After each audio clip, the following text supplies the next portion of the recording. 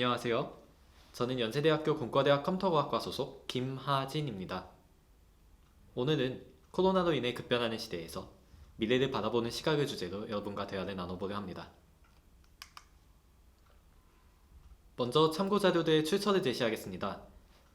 도서는 저자, 도서명, 출간 연도를 순서대로 기재하였고 나열된 순서는 인용 순서와 동일합니다. 다음으로 인터넷에서 탐색한 자료입니다. 마찬가지로 나열된 순서는 인용된 순서와 동일하며 오른쪽에 기재한 날짜는 가장 마지막으로 최신 자료임을 확인한 날짜입니다. 마지막으로 사진 자료입니다. 이 역시 나열된 순서는 인용된 순서와 동일하며 마지막으로 확인된 날짜가 기재되어 있습니다. 본격적으로 대화를 나눠보도록 할까요? 먼저 코로나로 인해 여러분의 삶의 패턴과 방향성이 무척 큰 변화를 맞이한 것은 자명합니다. 저희는 이 코로나의 현지표와 또 앞으로 코로나가 저희의 삶을 어떻게 바꿀 것인지, 우리의 삶을 어떻게 바꿀 것인지 알아볼 필요가 있습니다. 그를 위해서 먼저 배경이 되는 이야기를 하고자 합니다.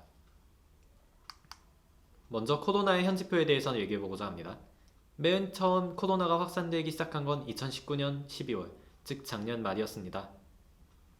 그로부터 약 10개월 차, 전 세계적으로 지금까지 3천만 명 이상이 감염되었고 그중 100만 명 이상이 사망하였습니다. 국내도 코로나를 피해갈 순 없었습니다. 우리나라에는 감염자가 약 2만 4천 명이었고요. 사망자는 그중 433명이었습니다.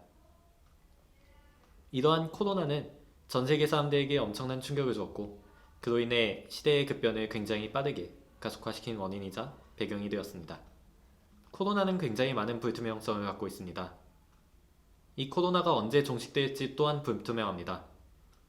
먼저 치료제가 개발된다 하더라도 당장 코로나가 종식되는 것이 아닙니다. 예컨대 백신마저 개발된 천연두의 백신은 1796년에 처음 시작되었는데요. 이것이 실제로 완전한 종식으로 이어지기까지는 약 200년에 가까운 시간이 소모되었습니다. 이렇듯 코로나 또한 백신이 개발된다 하더라도 실제 종식까지는 엄청난 시간이 소요될 것이며 이전 시대에 가까운 삶으로 돌아오기까지 얼마나 많은 시간이 필요할지 예측할 수도 없습니다. 그러나 한편으로는 코로나는 우리의 생활 패턴을 굉장히 많이 변화시켰습니다. 비대면과 온라인이라는 두 개의 키워드를 바탕으로 정착된 새로운 문화는 미래의 기술을 5년에서 10년 이상 일찍 우리의 삶에 적용시킨 굉장히 큰 변화가 되었습니다. 예컨대 최근 방탄소년단에서 했던 온라인 콘서트는 굉장히 많은 관객 등을 동원하였는데요. 여기에는 기존까지 사용되지 않았던 초연결 기술과 AI 기술, 각종 인터넷 기술들이 접목되면서 기존의 콘서트 문화를 크게 바뀌었다는 평가를 받고 있습니다. 그러면 이 미래사회는 어떠한 모습으로 바뀔까요? 그러면 저희는 이렇게 급변하는 미래사회에서 살아가기 위해서 또 잘 적응하기 위해서 어떠한 시각을 갖추고 또 어떠한 탐구를 해야 할까요? 저는 이를 설명하기 위해 두 가지 사례를 가져와 봤는데요. 먼저 미래에 부상하게 될 분야는 무척 다양합니다.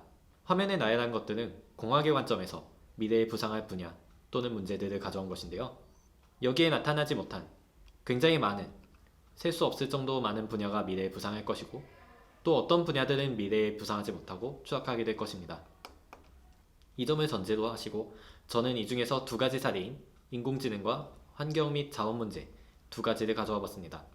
이를 중심으로 비판적인 사고, 미래를 바라보는 시각을 기르는 방법에 대해서 얘기해보고자 합니다. 제가 여러분께 소개해드리고 싶은 것은 미래를 바라보는 시각입니다. 즉, 인공지능의 미래에 대해서 다루는 것이 아닌 미래를 바라보기 위해서 준비할, 또 배워야 할 것들을 중심적으로 말씀드릴 것인 점 얘기드리려고 합니다. 첫 번째 사례인 인공지능입니다. 인공지능은 굉장히 젊은 학문입니다. 인공지능이 부상하게 된 배경에는 컴퓨터 하드웨어의 발달, 그리고 2000년대 초 등장한 딥러닝, 또 데이터의 막대한 양으로 증가, 이렇게 세 가지 정도가 있는데요. 이 인공지능은 몇몇 분야에서 큰 성공을 거두어 인간을 뛰어넘지 않을까 하는 엄청난 성과를 보여주었습니다. 대표적인 예시로 여러분들이 알고 있는 알파고. 알파고를 모르는 분들은 없을 것 같습니다. 2016년도 바둑계를 휩쓸었던 굉장히 유명한 소재죠. 그러면 이 인공지능은 어떻게 바라봐야 할까요? 인공지능 또한 불확실한 학문입니다. 우선 인공지능은 1940년대에 처음 논의되기 시작한 굉장히 젊은 학문입니다. 특히 인공지능을 주도하고 있는 딥러닝 기술은 여러분의 또래라고 할 수 있을 정도로 굉장히 젊은 학문인데요. 이미 이 짧은 시간 동안 두 차례나 암흑기를 맞이한 과거가 있고, 또 인공지능이 어디까지 할 수 있는가에 관해선 아직도 논의가 되고 있습니다. 또 윤리 문제 또한 인공지능을 가로막는 굉장히 큰 장벽 중 하나입니다. 굉장히 다양한 종류의 윤리 문제가 있는데요. 오른쪽 사진에 있는 것은 구글에서 작년에 내놓았던 듀플렉스라는 인공지능인데요. 이 인공지능 영상을 보신 분들은 아시겠지만, 이 인공지능은 가게에서 무언가를 주문할 때 또는 무언가를 예약할 때 사용자를 대신해서 예약을 도와주는 인공지능인데요. 가장 큰 문제가 되었던 것은 바로 전화를 받는 상대방, 즉 가게의 주인이 전화를 받는 상대가 사람인지 인공지능인지 전혀 구분할 수 없었다는 것입니다. 윤리 문제는 굉장히 다양한 분야에서 접근됩니다. 여러분들이 상상치 못했던 곳에서 윤리 문제가 발생할 수 있고, 또 그런 것들이 굉장히 치명적일 수 있다는 것은 굉장히 중요합니다. 인공지능에 대한 논의는 여기까지 하도록 하겠습니다. 다음은 자원과 환경입니다. 자원과 환경은 무척 연관이 큽니다. 대표적인 예시로 영국의 사례를 들 수 있겠는데요. 영국에서 시작된 산업화로 인해 화석연료가 소비되면서 그로 인해 몇 세기 뒤인 1952년 영국에서 그레이트 스모그라고 불리는 대참사가 발생합니다. 약 4일 동안 지속되었던 엄청난 스모그로 인해 약 1만 명이 사망하고 10만 명 이상이 폐질환을 앓게 되었던 굉장히 끔찍한 사고였습니다. 이는 어떻게 보면 자연재해이자 인재이며 환경에 대한 인간의 관심을 극단적으로 높인 하나의 큰 시발점이 되었습니다. 이 두 가지 또한 굉장히 큰 문제를 안고 있습니다. 자원 고갈 문제와 환경 오염 문제는 코로나 이전부터 대두되어 왔던 문제입니다. 특히 코로나로 인해서 일회용품 사용이 증가함으로써 이러한 문제들이 더 관심을 받게 될 것이라고 예측되고 있습니다. 그러면 자연과 환경을 바라보는 데 개입되어야 할 관점이 또 있을까요? 바로 사람들의 이익과 손해, 즉 이해관계입니다. 자원과 환경 문제에는 굉장히 첨예한 이해관계가 있습니다. 환경론자들은 화석연료의 사용이 자연환경을 파괴하고 환경오염을 가속화하는 데 굉장히 큰 악영향을 준다고 주장합니다. 하지만 화석연료를 생산하는 사람들과 소비하는 사람들, 이들은 굉장히 막대한 이윤을 포기하면서까지 화석연료를 소비해야 되는지에 대한 회의감을 안고 있습니다. 이렇듯 이해관계가 매우 첨예함으로 인해 자원 문제와 환경 문제는 아직도 굉장히 많은 논란거리로 작용하고 있고, 일부 사람들은 환경 문제가 애초에 존재하지 않는 허구론이었음을 주장하기도 합니다.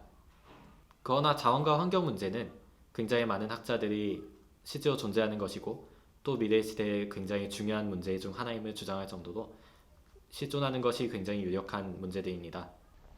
따라서 이러한 문제들은 인류에게 굉장히 큰 피해를 줄 수 있으며, 또 이러한 문제들에 접근하기 위해서는 다양한 시각을 바탕으로 바라봐야 함을 이해하는 것이 굉장히 중요합니다. 한편 우주는 대안이 될 수 있을까요? 대부분의 학자들이 그렇다고 주장합니다. 우주가 우리에게 제공해주는 것은 굉장히 많습니다. 에너지, 그리고 자원, 그리고 식민지입니다. 여기서 식민지란 화성, 달, 이주 정책과 같이 사람이 살 수 있는 공간을 제공해주느냐입니다. 이러한 문제들 또한 환경 문제의 대안이 될 수 있으며, 자원 문제와 환경 문제를 해결하기 위한 대안은 지구의 안에서만 찾을 필요는 없다는 것입니다. 인공지능과 자원 환경 문제에 대해서 논의해보았습니다. 그렇다면 우리는 앞으로 살아가게 될 미래를 앞서 내다보고, 또 이 미래를 잘 적응하며 살아가기 위해서 어떠한 시각을 갖춰야 할까요? 먼저 이러한 시각을 갖추는 것은 굉장히 어렵습니다. 매 순간 끊임없는 생각을 해야 하고, 또 자신의 생각이 옳은지 틀린지 그것을 판단하는 것은 사실상 불가능합니다. 따라서 적당히 자신의 한계를 이해하고 자신의 수준에서 자신에게 적합한 선을 그어서 시각을 받아들이고, 또 다각도 바라보려는 노력을 최소한이라도 하려고 하는 것이 바람직하다고 생각합니다. 첫 번째로 자신의 모름을 인정하는 것입니다. 모름에는 크게 세 가지가 있습니다. 첫째로 알고 있는 줄 알았는데 잘못된 것이었던 것, 둘째로 아직 모르고 있는 것, 셋째로 영원히 알 수 없는 것. 이렇게 세 가지가 있습니다. 문제는 이 세 가지를 자신의 상황에 비교하는 것이 어렵다는 것입니다. 자신이 알고 있던 것이 잘못된 것이었음을 알게 되는 것은 무척 어려운 일이고, 또 자신이 아직 모르는 것이 영원히 알 수 없는 것인지, 혹은 언젠가 알게 될 수 있는 것인지, 그것을 구분하는 것은 문제가 복잡해질수록 더 어려워집니다. 그저 한 가지 주의해야 할 점은 자신이 절대적으로 옳지 않다는 것입니다. 항상 자신이 모를 수 있다고 인정하고 자신이 아는 것이 틀릴 수 있음을 인정하는 것. 그러한 시각은 미래를 바라볼 때 굉장히 큰 도움이 됩니다. 둘째로, 자신이 보고 있는 정보가 최신 정보인지를 알아보는 것이 중요합니다. 1년 차이는 매우 큽니다. 특히 코로나 이전과 코로나 이후인 현재, 이 차이는 굉장히 중요합니다. 한 가지 예를 들면 오른쪽에 나와 있는 사진의 도서는 5년 전에 출간된 2015년에 출간된 도서입니다. 이 도서에서는 2017년에 에이즈 백신이 도래해서 에이즈가 더 이상 인류의 위협이 아니게 된다는 예측이 있습니다. 허나 이 예측은 빗나간 예측 중 하나입니다. 여러분들이 2015년을 살던 사람이었다면 이 예측에 굉장히 환호했을 수도 있지만, 여러분들이 2017년에 살던 사람이었다면 이 예측이 빗나간 것을 당연히 알고 있었을 것입니다. 이렇듯 미래를 예측한다는 것은 시간 차이에 굉장히 민감합니다. 1, 2년의 차이 또한 미래를 내다보는데 굉장히 큰 장애 요소가 될 수 있고, 또 1, 2년 전 과거의 자료 또한 미래를 내다보는데 굉장히 큰 방해물이 될 수 있습니다. 따라서 자신이 찾고 있는 자료, 또 자신이 현재 보고 있는 자료가 최신의 정보인지 그것을 판단하는 것은 굉장히 중요합니다. 세 번째로, 지금 보고 있는 자료가 믿을 만한 것인지입니다. 여러분들이 무언가를 검색할 때, 미래에 대해서 탐구할 때 주로 인터넷과 도서를 탐구할 것인데요. 특히 인터넷을 탐구할 때 이 문제가 많이 발생합니다. 여러분이 조사하는 자료가 우연히 웹사이트를 방문해서 얻게 된 자료, 블로그 또는 카페에 어떤 떠도는 자료인지, 혹은 공신력 있는 사이트에서 제공하는 자료인지 알아볼 필요가 굉장히 중요합니다. 또 제공되는 자료의 출처가 분명한지 또한 굉장히 중요합니다. 최근에는 코로나로 인한 온라인 시대가 도래하면서 가짜뉴스가 급속도로 퍼지고 있는 이른바 인포데믹이라고 불리는 현상 또한 나타날 정도로 우리가 찾고 있는 자료가 믿을 만한 것인지에 대한 윤리의식이 굉장히 중요시되고 있습니다. 따라서 여러분들이 찾고 있는 자료가 이러한 신뢰도에 특히 민감한 것이라면 지금 방문하고 있는 자료, 지금 탐색하고 있는 자료가 믿을 만한 것인지, 출처는 잘 제시되어 있는지 반드시 확인해 보아야 합니다. 네 번째로, 자료의 편향이 적으며 논리적인가입니다. 모든 자료에는 편향이 발생합니다. 어떠한 도서도 완전히 객관적으로 작성될 수는 없습니다. 특히 미래의 것일수록 그 사람의 입장, 그 사람의 일하는 분야, 그 사람의 가치관, 그러한 것들에 의해서 굉장히 많은 편향이 발생하게 됩니다. 특히 자료가 편향되는 이유 중 하나가 상업적인 의도입니다. 어떤 사람들은 특정한 자료를 공개함으로써 이득을 얻을 수도 있고 또 손해를 얻을 수도 있습니다. 따라서 의도적으로 자신이 가지고 있는 자료와 정보를 편향시켜서 제공하는 경우가 많습니다. 한편 그를 탐색하고 있는 여러분의 관점이 편향되어 있을 수도 있습니다. 여러분들이 환경 문제에 대한 허구론을 주장한다면 당연히 허구론에 관련이 있는 자료를 찾게 될 것입니다. 자신의 관점이 어느 한쪽으로 편향되어 있거나 혹은 특정한 관점에 맞는 자료를 찾게 된다면 당연히 그에 대한 자료만 나오게 됩니다. 따라서 자신이 찾고 있는 자료가 편향되어 있는지, 또 자신의 관점이 편향되어 있는지 이런 것들을 경계하면서 탐색할 필요가 있습니다.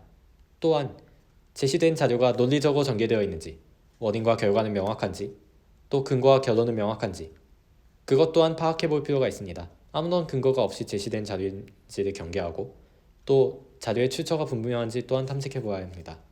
특히 이러한 문제들은 통계를 해석할 때 자주 발생할 수 있습니다. 다섯 번째로, 키워드입니다. 키워드는 양날의 검 중 하나입니다. 여기서 말하는 키워드라는 것은 유행어, 신조어, 간결한 도서 제목 등 사람들에게 바로 와닿을 수 있는 한 단어 혹은 두 단어 정도의 키워드인데요. 예컨대 워라벨이라는 단어를 들어보셨나요? 워크와 라이프의 밸런스라는 단어로, 이 워라벨이라는 단어는 최근 현대인들이 과도한 업무량에 지쳐서 일상 속에서 휴식을 찾으려고 한다는 관심사를 드러내는 것 중 하나입니다. 이렇듯 유명한 키워드들은 대중 또는 세대, 성별, 직업군에 의한 특정한 집단의 관심사를 드러내는데 굉장히 큰 도움을 줍니다. 또 대표적인 키워드 중 하나로 4차 산업혁명이 있겠습니다. 흥미로운 점은 우리나라에서 이 4차 산업혁명이 뜨게 된 계기가 되는 도서가 오른쪽에 있는 사진인데요. 이 책의 저자인 클라우스 슈밥은 다보스 포럼의 회장인데 4차 산업혁명이라는 단어는 이 다보스 포럼에서 클라우스 슈밥이 처음 제창한 것으로 알려져 있습니다. 한편 이러한 키워드들에도 문제점이 있습니다. 바로 간결하면서도 직관적인 키워드들은 현대인들에게 큰 중독성을 야기할 수 있다는 것인데요. 이것이 상업성과 결합되면서 키워드 찍어내기와 같은 문제점이 발생할 수 있다는 것입니다. 지금까지 저의 논의는 어떠셨나요? 즐거우셨나요? 혹은 혼란스러우셨나요? 지금까지 저의 논의는 어떠셨나요? 즐거우셨나요? 흥미로우셨나요? 혹은 혼란스러우셨나요? 만약 혼란스러우셨다 해도 그것은 지극히 자연스러운 일입니다. 중요한 것은 이런 다양한 관점에서 바라보는 시각이 앞으로 여러분들의 미래를 설계하고 또 미래를 내다보고 또 미래에 적응하기 위해서 중요할 것이라는 것입니다. 또 여러분들이 이 시각에 조금이라도 와닿는 점이 있으시다면 저희 강연은 성공한 것이나 다름없겠습니다. 지금까지 저희 강연을 들어주셔서 감사합니다.